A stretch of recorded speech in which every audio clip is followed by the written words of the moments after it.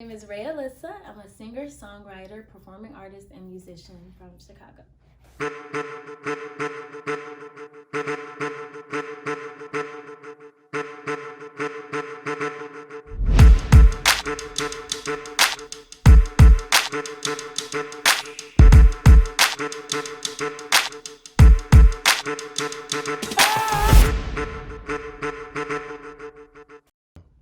So, growing up in Chicago was probably one of the best experiences you could ever have.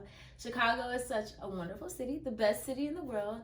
I grew up with a lot of family life. We lived in a big house with me, my grandparents, my dad, my aunts and uncles, and all my cousins. So it was really fun, block parties, going outside, just typical, kid stuff, but it's better in Chicago. But eventually I did move to Hammond, Indiana to go to performing arts school. So, yeah.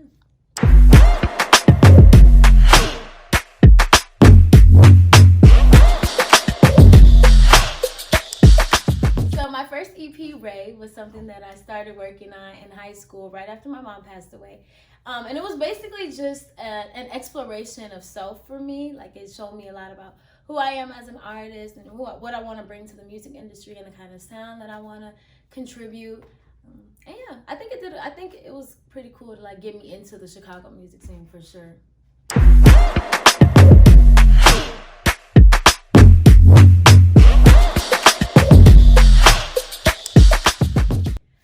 Getting props from Juicewrld on my Lucid Dreams cover was amazing. It was probably one of the best days of my life.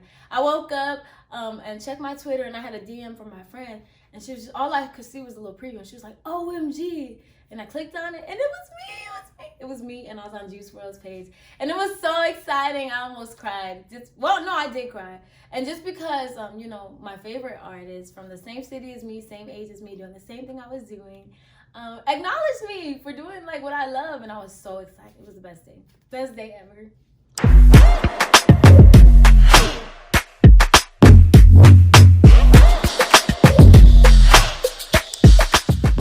So my interactions with Bootsy Collins, Babyface, and Tony Braxton have all been because of this group that I'm in at school on campus called the IU Soul Review, and we're a collegiate performance group, and we travel the country and perform in different places and stuff. So Babyface has an honorary doctorate from IU. So when he saw the group perform before I was in it, he just decided to do a lot of work with us. Same with Bootsy Collins. So we do a lot with them. As far as singing for Tony Braxton, our group went to LA for a performance at Spaghettini, and Babyface invited us to his studio in LA. So we went, and one of the songs that we perform is one of Tony Braxton's songs, As Long As I Live, which I happen to be the lead on that song. So we go to the studio, and we start singing for Babyface, and then he's like, well, hold on. Let me get somebody on the phone real quick. And he called Tony Braxton, and I could have just cried. Oh, it was so crazy. I did cry after, but so we had sung for Tony Braxton. I got to sing my lead, and she's like, who is that? Oh, it was so crazy.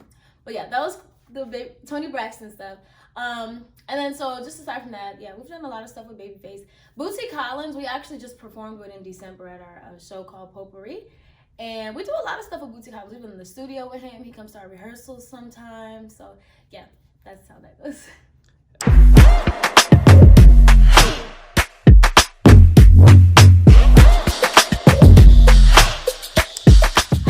Some of the biggest challenges of being an artist in Chicago is one that Chicago is not really a city where everybody is supportive and wanting to help the next person out as far as music goes. So a lot of things I had to do on my own, and it was a lot of me finding my own connections and stuff, which is a lot of cities, but I think in Chicago that's a big thing.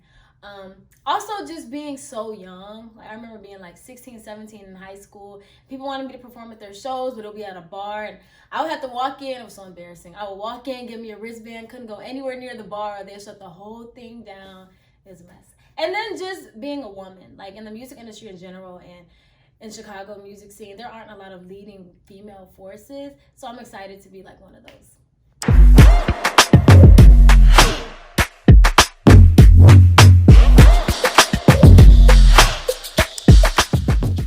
Dead or alive, my dream music collaborations.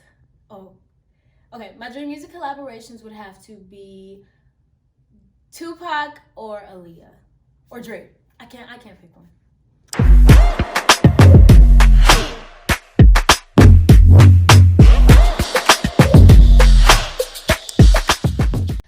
So She Music Showcase in LA.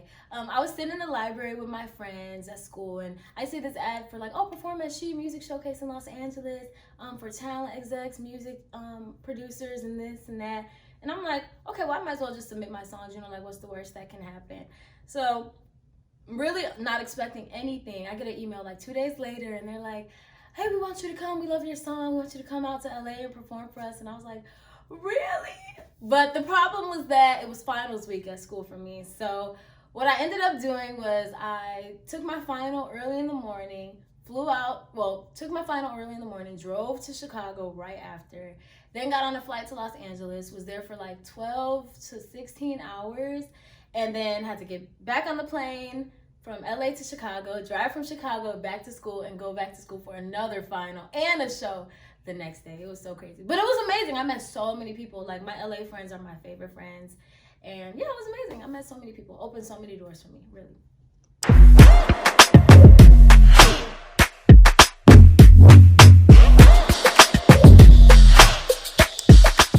Ooh, okay, so Retrospect for me is an EP that is basically about reflecting on something that has already passed, specifically a relationship or a situation that has already passed or that you've recently gotten out of. So Retrospect has songs like entitled Reminisce, Can't Get Over You, Secret, things like that that kind of just hint towards like looking back on something or reflecting on a situation or relationship that has passed by or that you already experienced, and just singing about it. I put it into songs. I just poured my heart into it and put it into songs. And yeah, it's gotten me a lot of success, and it's cool. And my new EP, Summer Romance, I'm so excited. It's just a small collection of like summer vibe songs, like songs that make you feel good, songs that make you want to fall in love, songs that make you want to have like a summer fling. And I pretty much just wrote the whole thing based on like a situation that I'm in right now, and it's been fun for me.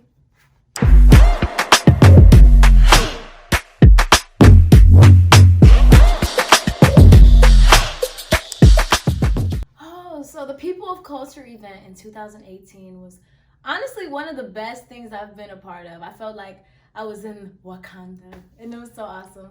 It was great performing there. That's actually where I met someone who used to manage me. And it was really cool. It was a great night. I met so many people that I still keep in touch with now. I think that what they do is amazing. I think that the show they put together was even more amazing. I love just seeing all those Black people dressed up in our, native stuff, and the talent was awesome, and I was honored to be a part.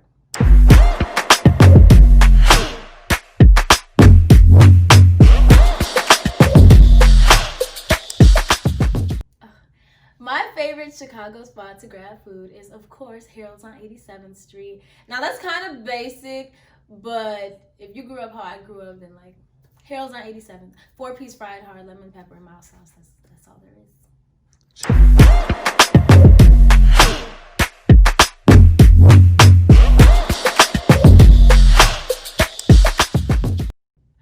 If I had to choose between Beyonce or Rihanna, I'm picking Beyonce any day.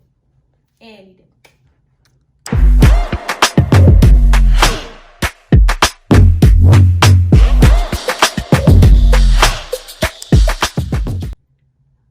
Between her, Ella Mai, and SZA, I have to go with her just because she reminds me so much of myself. She plays all those instruments. She's amazingly talented. She's an amazing vocalist, and I love that she has her own look, her own sound. Like, nobody can really compete with her, and I think that's dope.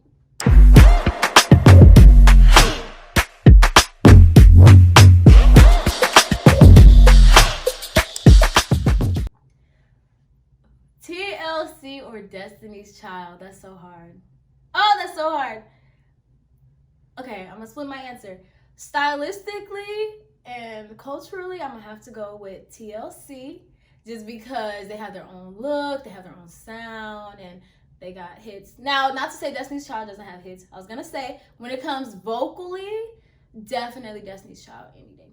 Destiny's Child, period. But I love both of them. They're just two different eras, and I relate to both in like different ways. So that's my answer.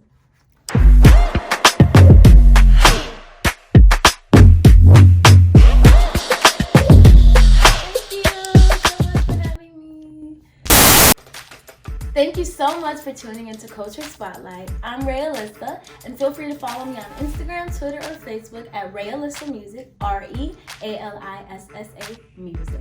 In addition, feel free to check out my recent EP, Retrospect, on all streaming platforms, along with my upcoming EP, Summer Romance.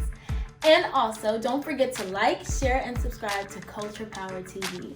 Bye for now, and thank you guys for tuning in.